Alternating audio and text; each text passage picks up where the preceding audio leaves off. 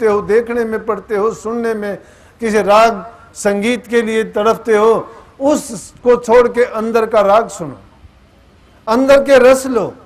रस बाहर नहीं है, रस सब इंसान के अंदर है, सब गुणों से संपन्न है। ये परमात्मा ने दूसरा रूप दिया है इसको। इंसान जैसे गुण और किसी जीव में नहीं है। नर नारायणी दे के दिया गया कि या तो नारायण का रूप है ये और या तेरा रूप है इंसान। और फिर ये इंसान ऐसे भरम में पड़ा हुआ है कि महता नहीं जानता कि इंसान का चोला क्यों मिला था। जिन्हा अपनी खुदी गवाई ते सब अजाबो छूटे, ते ही जगात के ही फिर लागे जो पंड सरोचा छूटे। खुदी गवाई ते सब कुछ पाई, इस खुदी बहुत घर टूटे। संत रेण रब मिले तिनानू जेड़े दुनिया कोलों टूटे। खुदी का बोझ, अभिमान का बोझ हम सिर पर उठाए फिरते हैं। मैं मेरा मेरा मैं मेरी में डूबे फिरूं। ना कुछ मैं है ना कुछ मेरा है, सब कुछ तेरा तेरा है।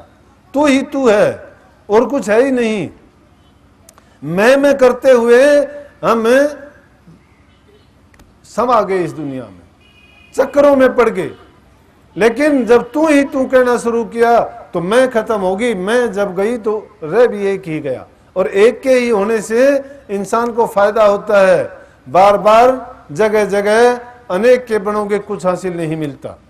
तुम एक के हो जाओ वो तुम्हारा हो जाएगा, तुम एक के बन जाओगे वो तुम्हारा बन जाएगा। तुम दूसरे पर दृष्टि क्यों करते हो? नहीं, अपने लिए जिसको अपना बनाना चाहते हो तुम दिल से बनाओ। सूरदास की बात नहीं सुनी? सूरदास जी जन्म से अंधे नहीं थे, अंधे बाद में हुए हैं कि जवान अवस्था थी, किसी सुंदरी को देखा, लेकिन आत्म चिंतन करने वाले थे, स्वाध्याय करते थे, विवेकी थे। जब सुंदरी को देखा तो उनके मन में आसक्ति हुई, उस स्त्री से मिलने के लिए उसके घर तक जा पहुंचे। और जब वहां पहुंचे तो बात को सोचते सोचते उस स्त्री ने कहा कि क्यों आए हो? उन्होंने अपने मन की व्यथा उनसे कह सुनाई। उस स्त्री ने उसको कुछ कहा तो कहने लगा कि एक काम कर सकते हो आप? बोला कि हाँ। बोलो क्या चाहते हो? बोला 2 सलाख गर्म करके लाके दो मुझे। 2 सलाख गर्म करके जब ले आई तो अपनी दोनों आंखों में भोंक ली और जन्म के लिए अंधा हो गया। जन्म के लिए अंधा हो गया कि इन आंखों का दोष है, इसने देख के मेरे मन को विचलित कर दिया, ताकि जिंदगी में कभी फिर ऐसा ना हो, ये आंख देखने ही लायक ना रहे। लेकिन क्या करता है कि उसमें मालिक के प्रति अगाध श्रद्धा थी, प्रेम था, उसकी भक्ति थी। उसी लाइन पर वो चलता रहा, भक्ति करता रहा। और कृष्ण का बड़ा पक्का भगत था, तो कृष्ण जी के बारे में बहुत उन्होंने दोहे लिखे, कुंडलियां लिखी, शब्द लिखे। और ऐसे ऐसे शब्द लिखे कि अपने आप को बहुत गुनहगार मानता रहा, वो कोसता रहा। संत महात्माओं ने जो गीत गाए, जो शब्द रचे, जो कुछ भी उन्होंने रचना की, वो खुशी में नहीं, वो रो रो के गाए। उनने अपने मन की व्यथा कही, अपने दुख और दिल के उद्गार उन्होंने बाहर निकाले, किसी को बताने चेताने के लिए नहीं, बल्कि अपने आप ही जो उनके मन में आता गया बाहर कहते गए। दुनियादारों ने उनको नोट कर लिया, लेकिन वो भी इशारा ही करते हैं, वो भी प्रमाण नहीं है, अनुमानिक है बस। तो कहते हैं सूरदास जी ने बहुत शब्द लिखे, तो जब तक शब्द लिखे तो उनमें तो सूरदास का नाम है। अंधा होने के बाद कृष्ण जी की लीला पूरी नहीं हुई थी, तो कहते हैं कृष्ण जी खुद आके उनकी मदद करा करते। वो बाहर घूमने फिरने के लिए जाते थे तो उनका हाथ पकड़ लेते, बात नहीं करते थे, घुमा फिरा के लाते, उनके आसन पे छोड़ देते। एक दिन सूरदास जी को भ्रम हुआ कि कौन ऐसा इंसान है जो मेरी मदद करता है, ना बात करता है ना बोलता है, मेरा काम करवा के मुझे वापस मेरी जगह पे छोड़ता है। जब वहां उसने सोचा कि आज इससे मैं पूछ के रहूंगा, तो क्या है कि अपने मन कुछ और है, दाता के मन और। हमारे मन में तो पता नहीं कुछ का कुछ होता है, हम मौज को नहीं समझते। मौज जो करवाना चाहती है, मौज के अनुसार हम अपने जीवन को ढाल लें तो कभी सुख दुख में नहीं बीतेंगे। दुख आता है उसको भी उपहार समझ के, उसको भी उस मालिक का हुक्म और मौज मान के हम स्वीकार करेंगे। तो जब वो पखाना करने के लिए बैठे और वहां पर उसने हाथ छोड़ा तो हाथ को पकड़ने के लिए सूरदास जी ने झपट्टा मारा। तो जब झपटने से वो हाथ को छुटा लिया और चल पड़े, जब कहने लगे नला हाथ छुटा के जा तो निर्बल मोहे जान, कि दिल से मुझे निकलोगे जब हाथ छुटा के जा तो निर्बल जान मोहे, दिल से मेरे निकलोगे जब जानूंगा तो। क्या बोला कि हाथ छुटा के तो भागे जा, तो ये कोतक तो मुझे पता है कि आपके सिवाय कोई नहीं कर सकता, लेकिन मेरे दिल से निकल जाओगे जब मान लूंगा। पकड़ना किसका है? अरे पकड़ना तो हमारे बस में, हम खुद नहीं पकड़ते हैं। पास होते हुए उसको दूर समझते हैं। कैद करना तो हमारे बस की बात है। तो सतगुरु दयाल जब हो सकता है जब हम उस दया के लिए भीख मांगे। मैंने ट्रकों पर लिखा देखा कि मेहनत मेरी रहमत तेरी। बात तो कमाल की है लेकिन तू करता तो नहीं है। ट्रक के पीछे लिखे देख लिया, उसमें लिख रखा है कि रहमत तेरी मेहनत मेरी। बात तो ठीक है कि भाई भगवान तो उसकी मदद करेगा जो अपनी मदद खुद करता है। हम खुद करना नहीं चाहते हैं, सारा का सारा कह दें कि जो कुछ करेगा खुदा करेगा, अल्लाह करेगा, सतगुरु करेगा। नहीं, कोई किसी का नहीं करता, करना तुम्हें खुद को पड़ेगा। लेकिन करोगे ना जब वो तुम्हारे से दूर नहीं है। तुम इतना करोगे तो वो इतना करेगा, तुम एक करोगे वो 1000 गुना कर देगा। लेकिन जब तुम्हें थोड़ा दूर भागोगे वो करोड़ों कोस दूर भाग जाएगा तुमसे और तुम्हें आजाद छोड़ देगा कि कर जो तेरे दिल में आता है। इसलिए अपने सुलझे सुलझिया और अपने उलझे उलझिया। उलझना चाहते हो तो उलझे रहो और सुलझना चाहते हो तो सुलझने के लिए है। तो वो तो किसी भी साधारण बात से आपको ज्ञान मिल सकता है। जैसे मैंने उस भाई प्रेमी की बात कही कि जन्म तो हमको मिल जाएगा, मान लिया भूल चूक से, फिर कोई हवा का झोंका आएगा, इस जीव का कोई ना कोई अच्छा कर्म आ जाएगा और फिर हमें इंसान का चोला मिल जाए। लेकिन जरूरी नहीं है कि सत्संग मिल जाए, सतगुरु मिल जाए, नाम मिल जाए। बहुत जन्मों के जब पुण्य और अच्छे कर्म इकट्ठे होते हैं तब जाके कहीं सत्संग मिलता है। देवी देवता भी तरफते हैं, वो तो इंसानी चोले को ही तरसते हैं। तो सत्संग मिलना तो बड़े दूर की। और सत्संग से जो भ्रम निकल जाता है वो किसी चीज से नहीं निकलेगा। सत्संग उस साबुन का काम करता है जिस प्रकार साबुन सब मैल को धो डालती है।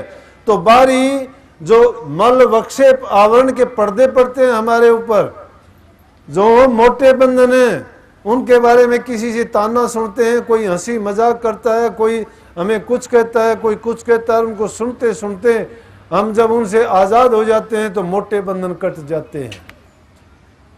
इसलिए स्वामी जी महाराज ने कही है कि प्रथम सीढ़ी है गुरु भक्ति, गुरु भक्ति बिन काज न रती। गुरु भक्ति दृढ़ के करो पीछे और उपाय, बिन गुरु भक्ति मोह जब कभी न काटा जाए। मोटे बंधन जगत के गुरु भक्ति से काट, झिन्ने बंधन चित के कटे नाम प्रताप। मोटे जब लग जा नहीं तो झिन्ने कैसे जा, ता तो ताते सबको चाहिए नित गुरु भक्ति कमा। गुरु भक्ति क्या है? गुरु भक्ति ये नहीं है कि गुरु के पीछे पीछे भाग लो, वो गुरु भक्ति नहीं, बल्कि वो तो गुरु दुर्गति है। क्योंकि तंग खुद होगे उनको भी तंग करोगे। गुरु भक्ति है कि गुरु के कहे वचन की पालना करो, उसके कहे नाम की कमाई करो, मन वचन और कर्म से पाक साफ पवित्र हो जाओ।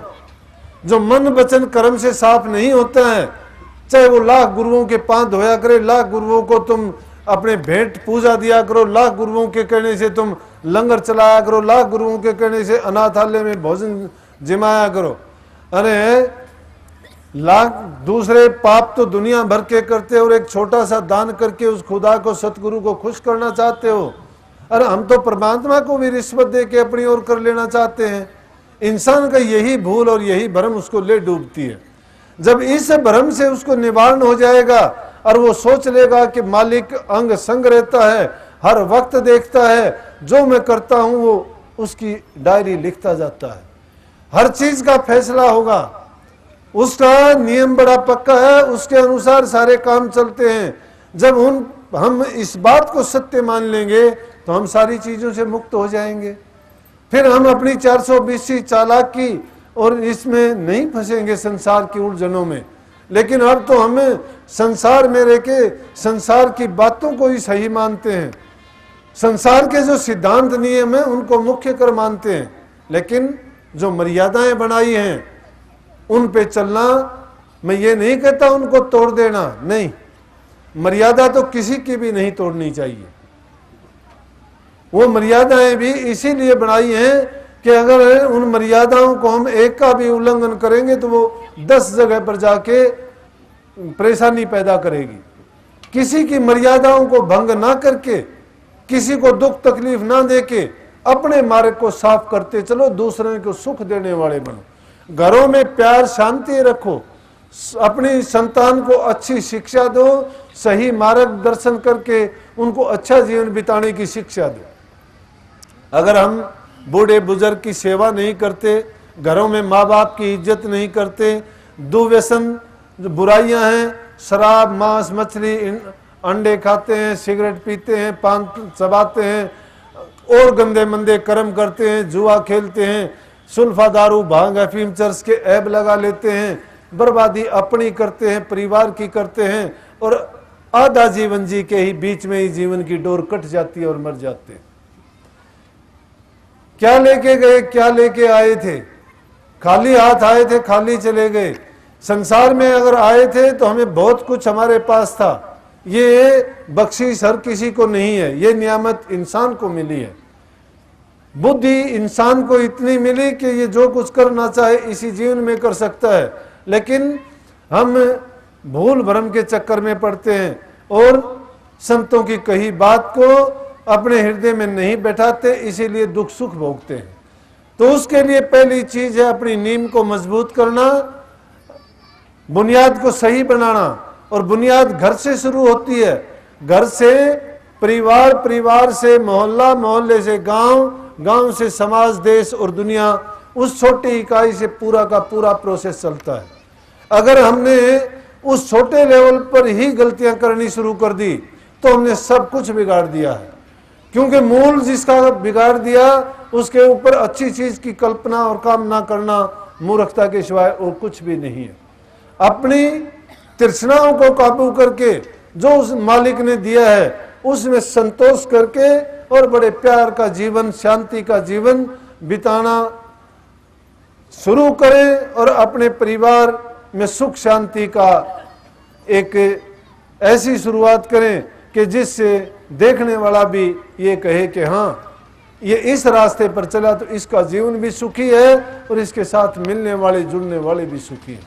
ये शांति का रास्ता, सत्संगी उसी को कहते हैं कि वो दूसरे के लिए किसी प्रकार का दुख पैदा करने वाला ना हो, किसी की रास्ते में बाधा ना बने, बल्कि मददगार हो। तन से जो सेवा हो सकती हो, दुखी गरीब और जरूरतमंद की सेवा करो। धन अगर है तो दान पुण्य करो, नेकी करो, अच्छे कर्म में लगाओ, क्योंकि परोपकार करना भी परमार्थ के रास्ते पर इंसान को लेके जाता है।